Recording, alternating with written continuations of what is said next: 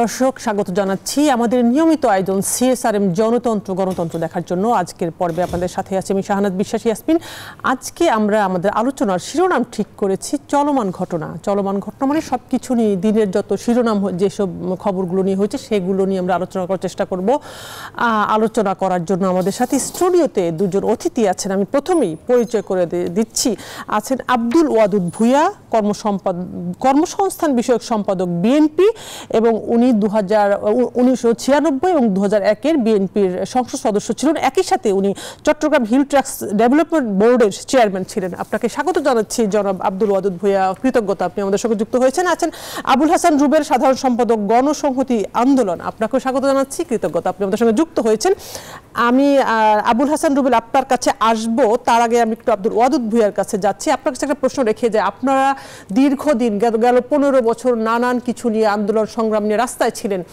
এখন সেই সরকারের টানা 15 বছরের সরকারের অবসান হলো 5 আগস্ট। এখন অন্তর্বর্তী সরকার চলছে দেশে। এখন আপনাদের দাবি দাওয়া, আপনাদের চাওয়া কি চান এই সরকার কাছে, সবকিছু নিয়ে আপনার কাছে আসবো। আমি প্রথমে যাচ্ছি আব্দুল ওয়াদুদ ভূঁইয়া আপনার কাছেই।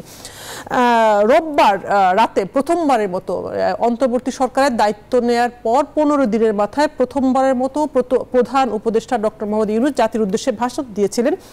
26 মিনিট, আপনি নিশ্চয়ই তো শুনেছেন, 26 মিনিটের ভাষণ দিয়েছেন, একদম নিজের মন থেকে, মন গড়া, স্ক্রিপ্ট দেখে না।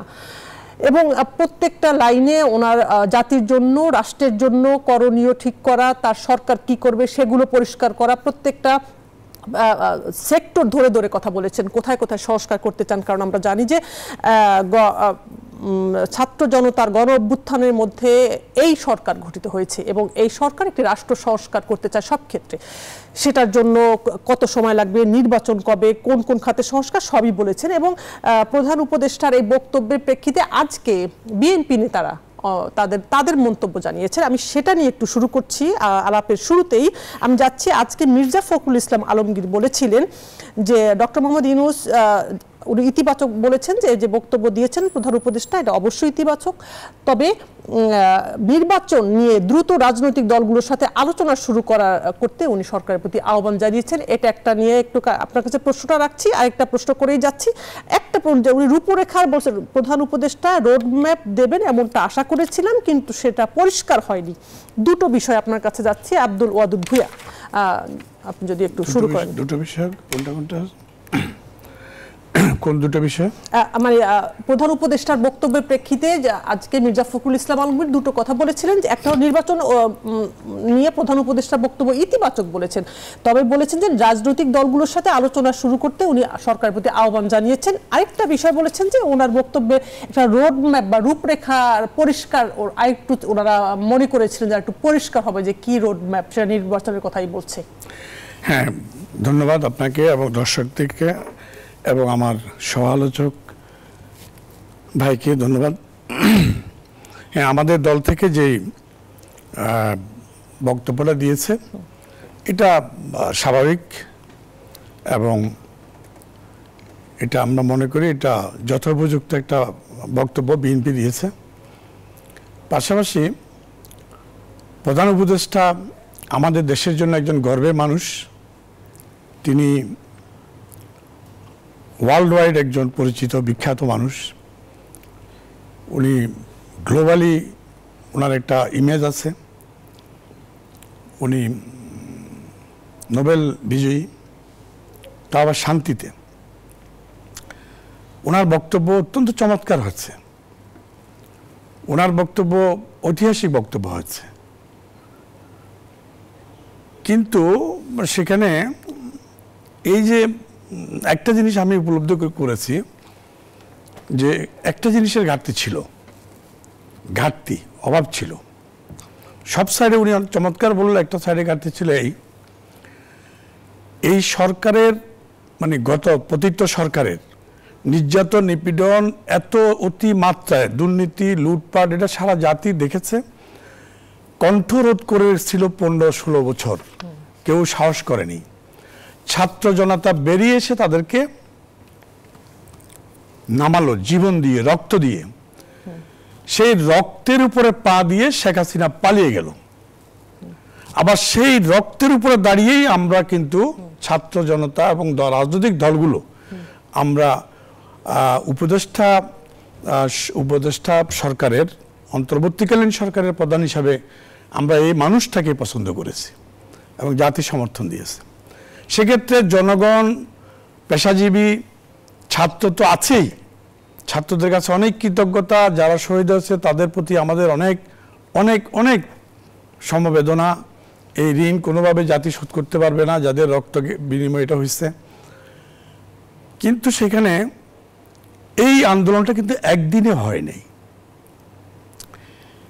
বিএনপি সহ বিএনপির সমমনা দলগুলো, আওয়ামী লীগের বিরোধী দলগুলো বিগত 15 বছর ধরে ছোট ছোট ছোট ছোট বড় ছোট বড় ছোট বড় ছোট করে আন্দোলন চালিয়ে আসছে।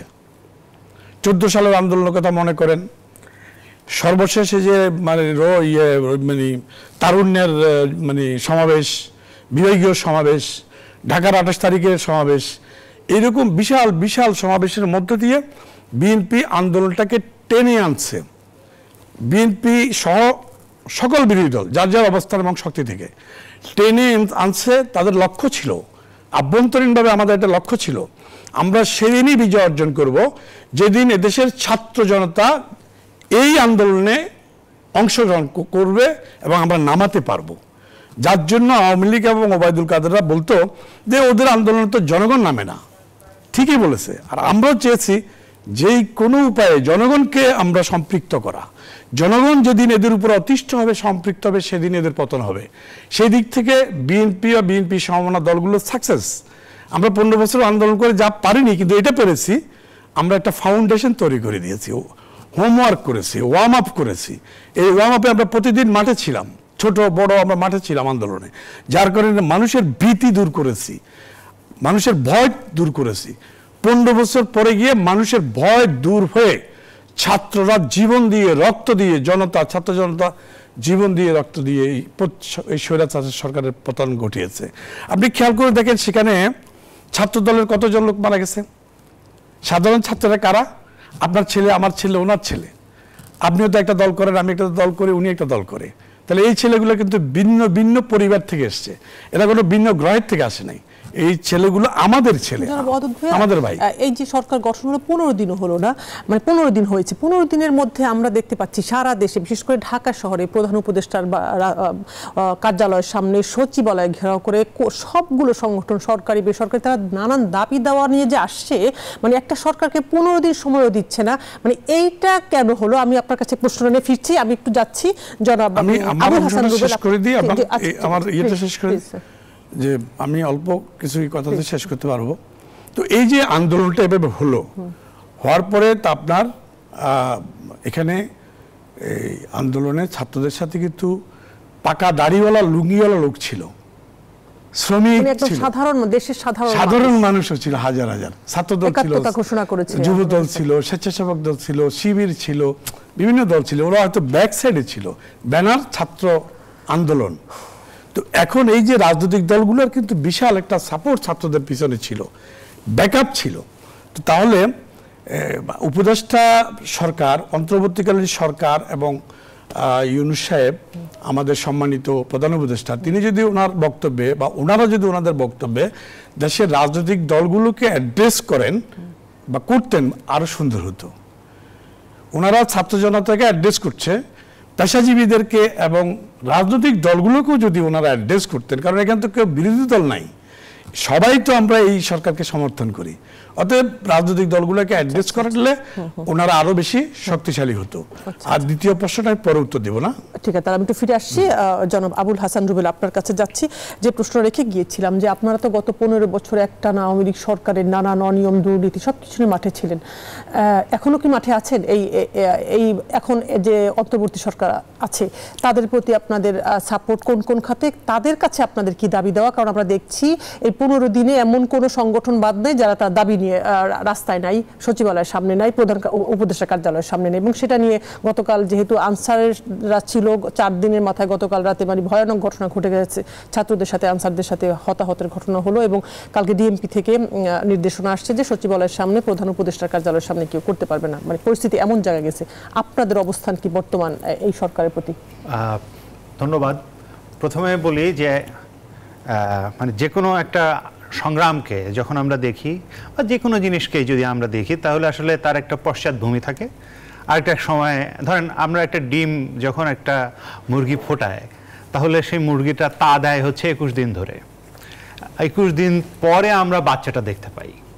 কিন্তু ওই বাচ্চাটা যেদিন হলো সেই দিনই যদি আসলে আমরা মনে করি যে ওই 21 দিন গুরুত্বপূর্ণ না, শুধু বাচ্চাটাই গুরুত্বপূর্ণ, তাহলে ওই 21 দিনকে অস্বীকার করার জায়গা তৈরি হয়। সেটা সবসময় আমাদের একটা ভুল পথে চালিত করতে পারে, সেটা একটা বিষয়। সেটা এই ক্ষেত্রেও ঘটতে পারে, যে কোনো ঐতিহাসিক ক্ষণের ক্ষেত্রে এই ঘটনাটা ঘটতে পারে। যেমন হয় তার আগের সংগ্রামটাকে অনেক সময় লোকে খুব বেশি গুরুত্বপূর্ণ না বা ভুলে যাওয়া এরকম জায়গায় নিয়ে যেতে চায়। সেটা আমরা কখনোই মনে করি না। আমরা মনে করি যে বাংলাদেশের জনগণ যে সংগ্রাম করছেন সেই সংগ্রাম, এই যে ফ্যাসিস্ট শেখ হাসিনা সরকারের বিরুদ্ধে সংগ্রাম এই গত 15 বছর ধরে চলছে, সেটা একটা আবেগীয় বন্ধন যখন সৃষ্টি করেছে, জনগণের একটা বিরাট অংশকে যখন উদ্বেলিত করেছে, তখন ছাত্র জনতা এই নামে যখন আসলে প্রত্যেকেই, এটা রাজনৈতিক দলগুলো আমরা তো আগে থেকেই এই আন্দোলনের ভেতরে সমর্থনও দিয়েছি, আমরা সক্রিয়ভাবে অংশগ্রহণও করেছি, আমাদের ছাত্ররা অংশগ্রহণ করেছে, অন্যরা অংশগ্রহণ করেছে। এটি স্বাভাবিক, কারণ এটা তো বাংলাদেশের আন্দোলন এবং আমরা এই সরকারের বিরুদ্ধে যে আন্দোলনটা হচ্ছে সেখানে যে অংশগ্রহণ করবো সেটাও খুব স্বাভাবিক। ফলে এই সবাই মিলেই এই ছাত্র জনতা, ফলে এই ছাত্র জনতার যা আকাঙ্ক্ষা সেই আকাঙ্ক্ষা অনুসারেই আসলে এই সরকার এসছে। এই ছাত্র জনতার আকাঙ্ক্ষার সাথে বাইরে তো আমরা না, মানে আমরাও ওই এটার ভেতরেই আছি। ফলে এই সরকারের কাছে আমাদের প্রত্যাশার জায়গা যদি আমরা বলি, তাহলে এই আন্দোলনের যা প্রত্যাশা সেটাই হচ্ছে আমাদের প্রত্যাশা। মানে হচ্ছে সরকার এখানে ক্ষমতা নিয়েছেন, তারা দেশ চালাবেন, এটাই হচ্ছে প্রথমত আশা। যে আচ্ছা তারা দেশ চালাবেন, দেশটা এমনভাবে চালাবেন যাতে আসলে একটা গণতান্ত্রিক রীতিনীতি এখানে মানে পালন করা হয়।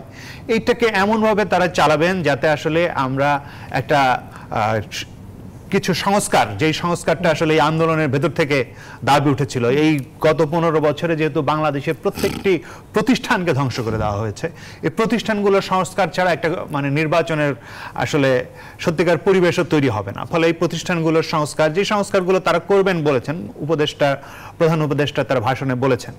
আচ্ছা, এই যে এই সংস্কারগুলো করা এবং একই সঙ্গে আসলে জনগণ, বাংলাদেশের জনগণ 15 বছর ধরে ভোট দিতে পারে না। ফলে ভোট দেওয়ার জন্য তার কি ব্যবস্থা, তার কি ধরনের রাজনৈতিক আয়োজন লাগবে সে বিষয়েও আসলে একটা সুনির্দিষ্ট রূপরেখা তৈরি করতে হবে এই অন্তর্বর্তীকালীন সরকারকে এবং রাজনৈতিক দলগুলোর সাথে আলোচনা। ভোটাধিকার, মানুষের ভোটাধিকারের যে ব্যাপারটা, সেটার জন্য আসলে বিএনপি আপনাদের কি আছে? আপনার নির্বাচন কমিশনের সংস্কার চান নাকি আসলে পরিবর্তন চান? এখনকারটা কিভাবে চান? আপনার কাছে একই প্রশ্ন রেখে আমি একটা ছোট বিরতি নিয়ে ফিরছি আবার দুজনের কাছেই। প্রিয় দর্শক, সিএসআর জনতন্ত্রে গণতন্ত্রে ছোট্ট একটা বিরতিতে যাচ্ছি, সাথেই থাকুন। দর্শক, আবারও স্বাগত জানাচ্ছি সিএসআর জনতন্ত্র গণতন্ত্র দেখার জন্য। আজকে আমরা আলোচনা করছি চলমান ঘটনা নিয়ে এবং আলোচনা করার জন্য অতিথি আছেন আব্দুল ওয়াদুদ ভূঁইয়া, কর্মসংস্থান বিষয়ক সম্পাদক বিএনপি, আছেন আবুল হাসান রুবেল, সাধারণ সম্পাদক গণসংহতি আন্দোলন। আবারও আপনাদের দুজনকে স্বাগত জানিয়ে যাচ্ছে আব্দুল ওয়াদুদ ভূঁইয়া, আপনার কাছে আবারও আপনার কাছে প্রশ্নটা রেখে গিয়েছিলাম। দুটো প্রশ্ন ছিল। একটা প্রশ্ন ছিল যে আপনারা নির্বাচন, এখন যে নির্বাচন কমিশন আছে তাদের কি আসলে, আজকে আপনার মহাসচিব বলেছে সংস্কার বলতে এই কমিশন রেখে নাকি আপনারা বাদ চান? যদি বাদ চান, নতুন করে কমিশন কিভাবে আপনারা গঠন করবেন? Number one. আরেকটা প্রশ্ন আপনার কাছে প্রথমেই ছিল আমার, সেটা একটু জানতে শেষ করে, যে আপনার মহাসচিব যেটা গত প্রধান উপদেষ্টার বক্তব্যের প্রেক্ষিতে বলছিলেন যে নির্বাচন প্রসঙ্গটা ধোঁয়াশা, কথা বলছেন, পরিষ্কার হয়নি, আপনারা আসলে নির্বাচনের জন্য কি প্রস্তুতি নিচ্ছেন বা কতদিন নাগাদ চাচ্ছেন নির্বাচনটা হোক? বেসিক্যালি নির্বাচন করার জন্যই তো, পরিবেশ সৃষ্টি করার জন্য তো মানুষ রক্ত দিয়েছে ভোট দেওয়ার জন্য। আর মানুষের রক্তের বিনিময়ে এই গভর্নমেন্ট বা অন্য যে কোনো গভর্নমেন্টকে অন্তর্বর্তীকালীন গভর্নমেন্ট করা হতো। বিএনপি শুরু থেকে বলে আসছে যে আমরা অন্তর্বর্তীকালীন অথবা তত্ত্বাবধায়ক সরকার যে নামে হোক আমরা চাই, সেটাই হয়েছে। তো সে অবস্থায় তো আমরা ভোট ছাড়া তো একটা গণতান্ত্রিক দেশ, রাষ্ট্র, সরকার চলতে পারে না। তো যে কোনো মেজর ডিসিশন নিতে হলে জনগণের ম্যান্ডেট প্রাপ্ত সরকারই ডিসিশন নিবে, মেজর ডিসিশনগুলো। তো সেই ক্ষেত্রে তো আমরা চাচ্ছি যে দ্রুততম সময়ের মধ্যে, যত স্বল্প সময়ের মধ্যে সরকার দেশের আগাছা দূর করে সব কিছু সমস্যাগুলো মোকাবেলা করে সরকারের পতিত সরকারের যে পেতাত্তারা আছে তাদেরকে সরিয়ে একটা ফিস ফেয়ার অ্যাডমিনিস্ট্রেশন তৈরি করে ইলেকশন কমিশনকে করে যদি তারা করেই ইলেকশন দিবে, এটা আমরা আশা করি। তবে একটা রোডম্যাপ ওনাদের থেকে জাতি বা রাজনৈতিক দলগুলো আশা করে। তো রোডম্যাপটা এখনই দিতে হবে তা না, আমার মনে হয় যে অন্তত 1 মাসের মধ্যে হলেও ওনাদের একটা রোডম্যাপ দেওয়া দরকার, যে আমরা এই করবো এই করবো এই করবো, আবার দেন আমরা এত মাস পরে ইলেকশনের জন্য আমরা করব, এরকম একটা রোডম্যাপ সরকারের ঘোষণা করার দরকার। যেহেতু এই সরকারের কাজই হলো ইলেকশনটাকে মানে মানে করা, মানে পরিচালনা করা, ইলেকশনটাকে অ্যাড্রেস করা। তো ইলেকশনটার বাইরে তো অন্য খুব বেশি কাজ নেই, ইলেকশনের পরিবেশ সৃষ্টি করা। সেই হিসাবে রোডম্যাপ ওনাদের দেওয়া উচিত, দেওয়া দরকার। দ্বিতীয়ত হলো যে কি বলছিলেন যে নির্বাচন কমিশনের বিষয়, নির্বাচন কমিশনের বিষয়। আসলে নির্বাচন কমিশনটাকে সংস্কারের মধ্যে হোক আর যেভাবে হোক, নতুনভাবে গঠন করে হোক, এটাকে পুরোপুরি স্বাধীন করতে হবে। স্বাধীন একটা নির্বাচন কমিশন করতে হবে, যেমন ইন্ডিয়াতে আছে বা পৃথিবীর বিভিন্ন দেশে আছে, একদম স্বাধীন। সরকারের কোনো মহল ওদের উপরে ইন্টারফেয়ার করতে পারবে না। ওরা স্বাধীনভাবে ইলেকশন করবে, ওরা কারো আন্ডারে থাকবে না, কারো হুকুমের তামিল করবে না, ভয়ভীতি থাকবে না, প্রধানমন্ত্রীকে জিওজু জাফনা করবে না, যেই দলেরই প্রধানমন্ত্রী আসুক। ওরা স্বাধীন থাকবে, ওরা হিমসেলফ পাওয়ারফুল একটা অর্গানাইজেশন, তাদেরকে কেউ কিছু করতে পারবে না। এরকম একটা স্বাধীন নির্বাচন কমিশন এটা দরকার, সংস্কারের মাধ্যমে, পরিবর্তনের মাধ্যমে, যে কোনো উপায়ে। আমরা সেটাই চাচ্ছি। পরিবর্তন হলে সেটা কি আপনার আগের সরকার যে সার্চ কমিটির মাধ্যমে পরিবর্তন নিয়ে আসছিল, সেভাবে কিছু চান আপনারা? সরকার পরিবর্তন হলে না, নির্বাচন কমিশন, সার্চ কমিটির মাধ্যমে নির্বাচন কমিশন গঠন করা হবে। সার্চ কমিটি নামমাত্র একটা আইওয়াস। আমি আওয়ামী লীগ মাইন্ডেড লোক বা বিএনপি মাইন্ডেড লোক, আমাদেরকে বললো যে তোমরা একটা চার্জ করে দাও। আমি করিম রহিম যদু মধুর আমসাম দিয়ে দিলাম আওয়ামী লীগ দেখে দেখে। যেমন বর্তমান ইলেকশন কমিশন কে, তিনি হাইকোর্টের একজন জজ, তিনি অল্প কয়েকদিনের জন্য আইন মন্ত্রণালয়ে পেশনে আসছিল। পেশনে এসে তিনি কিন্তু সেখান থেকে আর আইন বিভাগে ফিরে যাননি, তিনি অ্যাডমিনিস্ট্রেশনে রয়ে গেলেন। এটা নিয়ে মানে আইন বিভাগ থেকে কিন্তু ওনার বিরুদ্ধে মানে অভিযোগ আসলো, ইভেন মানে কোর্টে এটা রায় হলো, এবং আইন মন্ত্রণালয়কে আইন বিভাগ থেকে হাইকোর্ট সুপ্রিম কোর্ট থেকে চাপ দেওয়া হলো। তারপরেও উনি আওয়ামী লীগের এত বেশি পাওয়ারফুল পারসন, উনি কোর্টের রায় সিদ্ধান্ত সবকিছু তোয়াক্কা না করে তিনি কিন্তু অ্যাডমিনে রয়ে গেল। তিনি কিন্তু অ্যাডমিনের লোক না, রয়ে যাওয়ার পরে তাহলে কাদের, উনি আওয়ামী লীগের কতটা আস্থাভাজন লোক, তাকেই কিন্তু ইলেকশন কমিশনে বসানো হলো। তিনি ইলেকশনের দিন বললো, প্রথমে বললো 23% না 22%-এর কথা বললো, তারপরে পিছন থেকে সচিব বললো স্যার 23% না 41%। তাহলে উনি কি ঘুমেছিলেন ইলেকশনের দিন? উনি ওনার সচিব শিখিয়ে দিল, তখন উনি বললো আচ্ছা 41% হয়েছে। জনাব অদূত ভূঁইয়া, একটু অন্য প্রসঙ্গে যাচ্ছে। গতকাল যে এই যে সচিবালয়ের সামনে আনসারদের যে এখানে একটা সমাবেশ, বিশাল সমাবেশ 4 দিনের মতো, এবং সেখানে ছাত্রদের সাথে যখন হইল নানা মানে উত্তেজনাকর ঘটনা, হাতাহাতি হইল, আহত হইল, সেখানে আজকে 375 জন আনসার সদস্যকে কারাগারে পাঠানোর নির্দেশ দেওয়া হয়েছে। আজকে ডক্টর আসিফ নজরুল আইন উপদেষ্টা এটা কথা বলেছেন যে যারা আনসারের ছদ্মবেশে যারা এসেছিল তাদের দাবি দেওয়ার কোনো এজেন্ডা ছিল না। এই বিষয়টি নিয়ে একটু জানতেই চাচ্ছি আপনার কাছে, আসলে এই যে এই সরকারের কাছে এত দাবি দেওয়া, এই বিষয়ে আমার একটু বলতে গেলে একটু হালকা সময় দরকার। প্রথমত হলো পৃথিবীর দেশে দেশে যত বিপ্লব মানে বিপ্লবের মাধ্যমে মানে স্বৈরাচার পতন হয়েছে, পেসিস্টদের পতন হয়েছে বিপ্লবের মাধ্যমে। এই বাংলাদেশে এটাও এক ধরনের বিপ্লব, এটাকে পুরোপুরি বিপ্লব না হলে একটা বিপ্লব। এখানে জেনোসাইড হয়েছে, ব্লাডশেড হয়েছে, তো এটা আমাদের ছাত্রদের নেতৃত্বে একটা বিপ্লব হয়েছে। এই বিপ্লবের পরে কিন্তু সব দেশেই বা ইতিহাসে আমরা যতটুক পড়াশোনা করেছি, বিপ্লবের পরপরই কিন্তু এটা প্রতিবিপ্লব হয়, প্রতিবিপ্লব হয়, এটার জন্য প্রস্তুত থাকতে হয়। যেমন ধরেন এই যে বন্যা হলো, বন্যার পরপরই কিন্তু একটা সাইড এফেক্ট দেখা দিবে, দেখবেন যে মানে মানে একটা উদাহরণ দিলাম, মানে সবকিছুর একটা অ্যাকশন পর রিয়াকশন আছে। এই বিপ্লবের মধ্য দিয়ে এদের পতন হয়েছে, এরপরে যে যাদের বিরুদ্ধে হচ্ছে তাদের পক্ষ থেকে বা অন্য কারো পক্ষ থেকে একটা প্রতি বিপ্লব হয়, সেইটারই একটা মানে ঘটনা। শেখ হাসিনা তার প্রভুদের নেতৃত্বে একটা প্রতি বিপ্লব এই অন্তর্বর্তীকালীন সরকার বা ডক্টর ইউনূস সরকারের বিরুদ্ধে ঘটানোর চেষ্টা করতেছে। সেই প্রতি বিপ্লবের মধ্যে ইতিমধ্যে 3টা প্রতি বিপ্লবের সূচনা ব্যর্থ হয়েছে। একটা হলো কি, হিন্দুদের কিছু সমস্যা নিয়ে, হিন্দুরা আমাদেরই দেশের অংশ, আমাদেরই ভাই, হিন্দুদের একটা অংশ নিয়ে এই আওয়ামী লীগ ঢুকিয়ে দিয়ে একটা ইস্যু তৈরি করতে চাইলো। এটাও কিন্তু প্রতি বিপ্লবের প্রথম ধাপ। তারা শাহবাগে বসে গেল, বিভিন্ন জেলা নেমে গেল, এটা প্রতি বিপ্লবের প্রথম ধাপ, এটা ব্যর্থ হলো। তারপরে ওনারা করলো কি, আপনার এই ইয়েকে নামাই দিল, কি একটা ইয়ে নামালো, আনসারদের কথা বলছেন না, আনসারদের আগে জুডিশিয়াল মানে জুডিশিয়াল কু করার জন্য বন্ধের মধ্যে কিন্তু আওয়ামীপন্থী হাইকোর্ট, সুপ্রিম কোর্টের আইনজীবীরা তারা জুম মিটিং করে, জুমের মাধ্যমে একটা বৈঠক করার চেষ্টা করছিল। চেষ্টা করে সেখানে একটা রায় দিতে চাইছিল ইউনূস সরকার অবৈধ। যদি সুপ্রিম কোর্ট থেকে এরকম একটা, উচ্চ আদালত থেকে এরকম একটা সিদ্ধান্ত আসে এই গভর্নমেন্ট অবৈধ, তাহলে গভর্নমেন্ট সাথে সাথে পড়ে যায়। তাহলে এই হলো দ্বিতীয় প্রতি বিপ্লব, দ্বিতীয় কু ব্যর্থ হয়ে গেল। কারণ সাথে সাথে তাকে পদত্যাগ করতে হলো, ছাত্ররা ঘেরাও করলো, সে আর জুডিশিয়াল কুটা ঘটাতে পারলো না।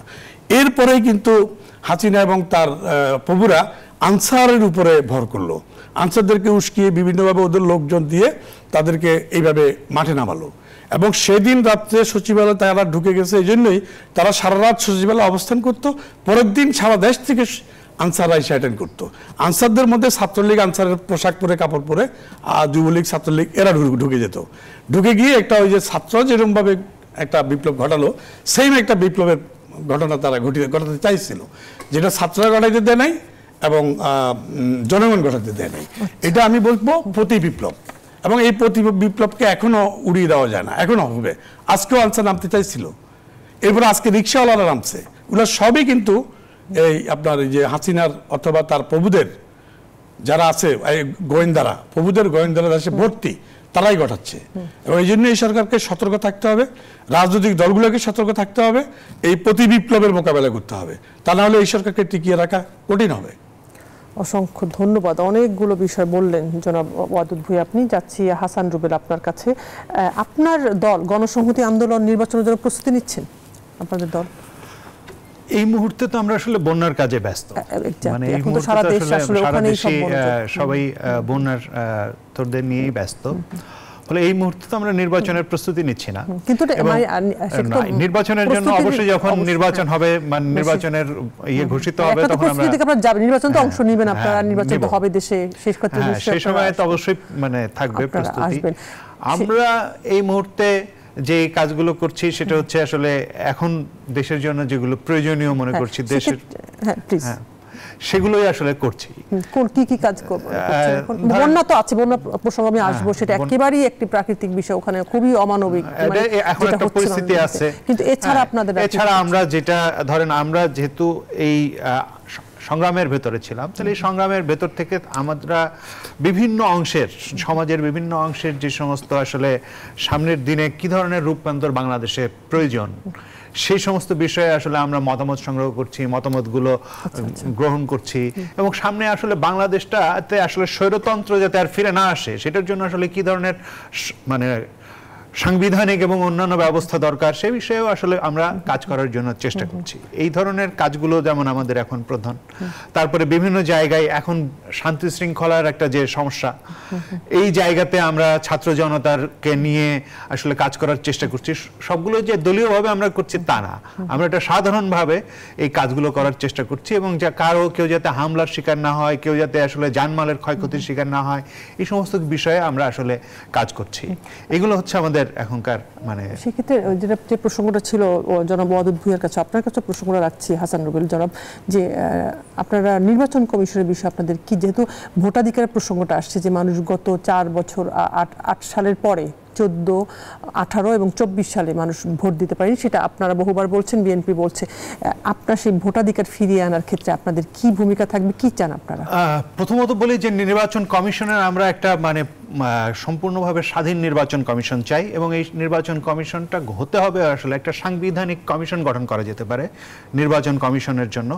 এখানে সরকার মানে যারা ভোটে নির্বাচিত হয়ে আসবেন পরবর্তীকালে, এই মুহূর্তে তো আর সেটা মানে সম্ভব হচ্ছে না, কারণ এই মুহূর্তে একটা এরকম নির্বাচিত বডি নাই।